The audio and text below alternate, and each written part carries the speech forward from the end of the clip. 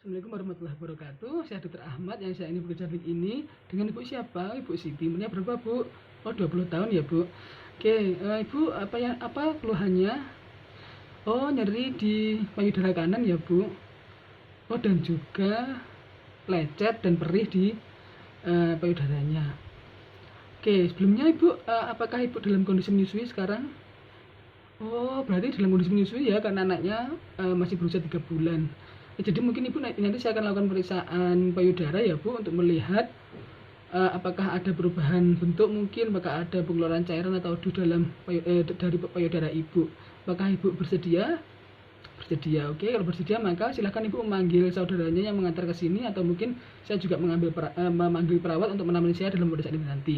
Kalau sudah, maka Ibu silahkan ya memposisikan diri dengan membuka pakaiannya dan duduk di kursi yang telah disediakan. Saya akan melakukan pemeriksaan 7 langkah untuk disinfeksi dulu.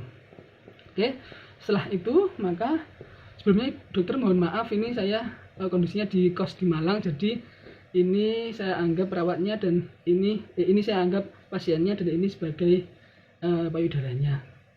Nah, kondisi pemeriksaan yang pertama yaitu kita memeriksa dengan inspeksi payudaranya dengan kondisi pasien tadi duduk di kursi dan kita berdiri di depannya untuk menginspeksi, untuk melihat bagaimana kondisinya.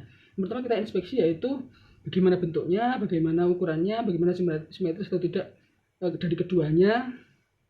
Kemudian apakah ada ulkus, apakah kemudian ada tanda-tanda nodularitas. Dan juga penting kita lihat apakah ada gambaran kulit jeruk atau pure orange yang ada di payudara pasiennya. Setelah itu kita juga inspeksi dari puting pasien, kita lihat apakah simetris keduanya, kemudian apakah ada cekungan atau datar, atau mungkin menonjol terlalu inversi atau datar. Kemudian setelah itu kita lihat apakah ada pengeluaran cairan atau DUH. Dan yang penting juga kita lihat apakah ada tambahan puting di sekitar payudara pasiennya. Setelah itu, setelah inspeksi dari puting, kita meriksa juga aksila dari pasien. Nah, pemeriksaan aksila ini kita minta pasiennya untuk meletakkan kedua tangannya di bagian belakang kepala, seperti ini ya kedua tangannya. Nah, ketika seperti itu kita periksa bagaimana, apakah ada massa, apakah ada perubahan bentuk dari keduanya, apakah tidak simetri atau tidak, seperti itu. Kalau sudah, maka kita selanjutnya meriksa perasat kontraksi pectoralis, yang mana dalam ini ibunya kondisinya duduk tadi, kita minta tangannya berada di pinggang seperti ini dan mencondongkan badannya ke arah ke depan. Nah, ini kan berarti dalam hal ini pectoralisnya kontraksi. Nah, biasanya dalam kontraksi pectoralis ini ketika ada jaringan parut maka bisa menahan dari payudara ibunya sehingga dari keduanya itu tidak berada dengan kondisi yang sama. Nah, dalam hal ini kondisi ibunya, pasiennya ini masih normal.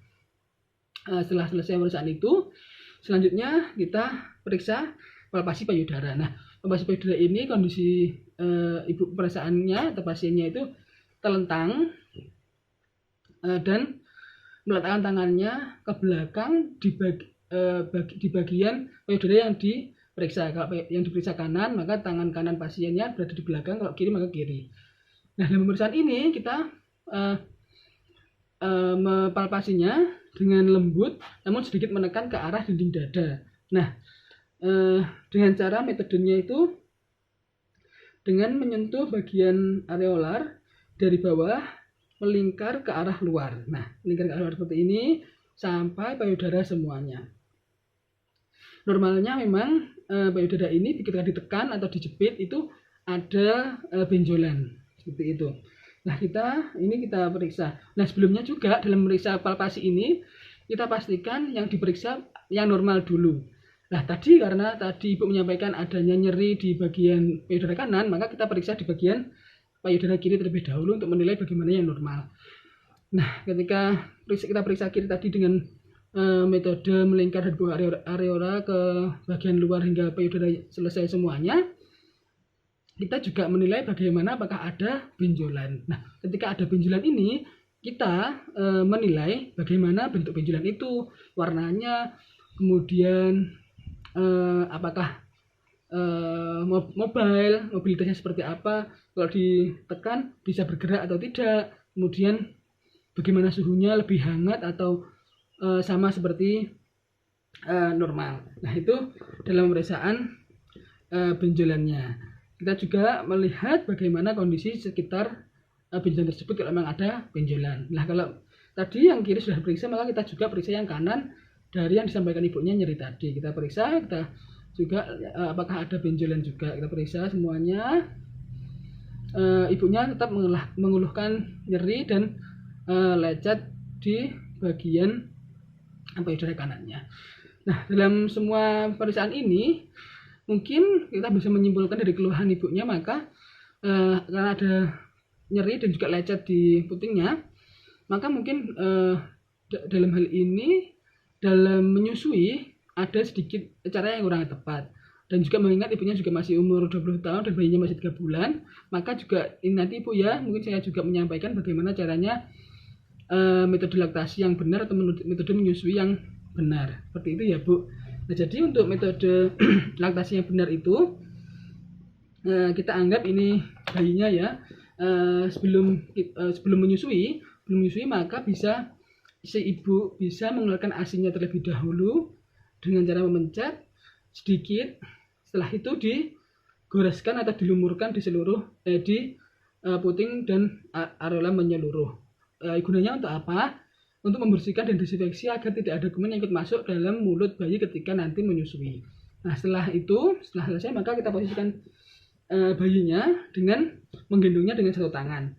Kepala berada di siku dan telapak tangan ini menahan punggung dan bawang dari si bayi. Kondisi badan bayinya, kepala bayi dihadapkan ke badan ibu, dan tangan bayi dari bawah kita masukkan di belakang ibu yang menyusui. Tangan yang kanan tangan satunya berada di bagian atas. Nah, tangan dengan telinga si bayi ini harus berada di posisi yang sejajar atau secara satu garis lurus. Nah, dan posisinya juga perut si bayi ini ditempelkan di badan ibu. Jadi kepala dari bayinya tidak miring atau tidak bergeser, tetap lurus, posisi bayinya juga nyaman. Nah, setelah dalam posisi seperti ini, ibunya bisa memegang payudara dengan jempol di atas dan selain jari jempol tadi berada di bawahnya, dan juga sebelum memasukkan bisa memicu adiknya atau bayinya membuka mulutnya dengan rotting reflex, yaitu bisa memegang pipi atau bagian mulut di depan sedikit dengan jari atau bisa dengan putingnya. Kalau sudah bayinya membuka mulutnya, maka bisa segera dimasukkan dan dipastikan areola dan putingnya masuk ke mulut bayi. Nah, ketika sudah selesai menyusui dan dipastikan tidak ada bunyi seperti itu, karena kalau seperti itu maka posisi menyusunya masih kurang tepat. Nah, kalau sudah selesai dalam menyusui, maka ketika menarik payudara jangan langsung ditarik ya, bisa ditarik dengan menggunakan jari kelingking, masukkan di bagian bibir bayi sampingnya, buka sedikit. Nah, kalau sudah membuka mulutnya maka bisa ditarik, agar ini untuk mencegah agar tidak ada lecet sehingga tidak ada nyeri. Gitu ya Bu.